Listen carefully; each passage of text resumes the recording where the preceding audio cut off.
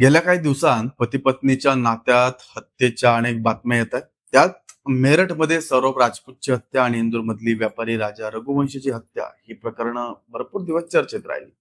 मेरठमध्ये सौरभच्या हत्या प्रकरणी त्याची पत्नी मुस्कान आणि तिच्या प्रियकराला अटक करण्यात आली.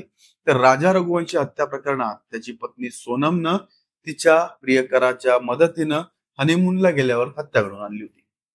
या दरम्यान कथावाचक अनिरुद्धाचार्य यांनी कुंडली न जुळवता लग्न केल्यास त्याचे दुष्परिणाम कसे होऊ शकतात यावर भाष्य केलं होतं. या वक्तव्यावर मोठा वाद निर्माण झाला होता. पण आता तर बनारस हिंदू विद्यापीठातील अर्थात BHU च्या प्राध्यापकांनी सुद्धा त्यांचीच रिओढत त्या विधानाला वैज्ञानिक आणि संशोधनात्मक आधार दिला की काय असं म्हणायची वेळ आली आहे. त्यांनी एक अजब गजब सर्वे केला, संशोधन केलं. त्यांच्या म्हणण्यानुसार लग्नापूर्वी कुंडली मिलन न केल्यास खून होऊ शकतो. त्यांच्याच शब्दांत सांगायचं झालं तर हा विधी न केल्यास त्याचे दुष्परिणाम केवळ मतभेदांपुरते मर्यादित राहत नाहीत, तर कधी कधी ते खुनासारख्या भीषण टप्प्यापर्यंतही पोहोचतात.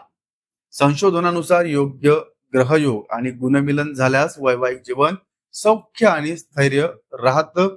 पण या परंपरेपासून दूर जाणाऱ्यांची वैवाहिक नाती जी आहेत ते अधिक अस्थिर होत जातात असा दावा केला.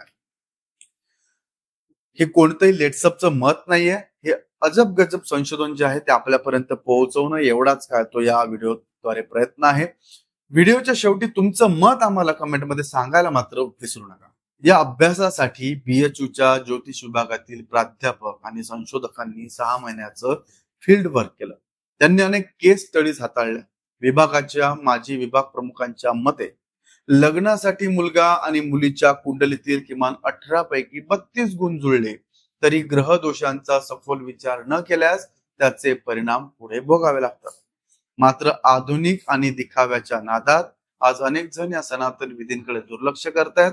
लग्नात विधी पद्धतीकडे लक्ष देण्याऐवजी फोटोशूट, डेकोरेशन आणि सोशल मीडियावर लक्ष केंद्रित केलं जात आहे. मंत्रोच्चार, ग्रहशांती आणि जप या गोष्टींना ओल्ड फॅशन समजलं जात आहे असं म्हणत आजकालच्या युवा पिढी आणि जे काही वधूवर आणि त्यांचे नातेवाईक असतील यांच्या डोक्यावर खापर फोडलंच आहे.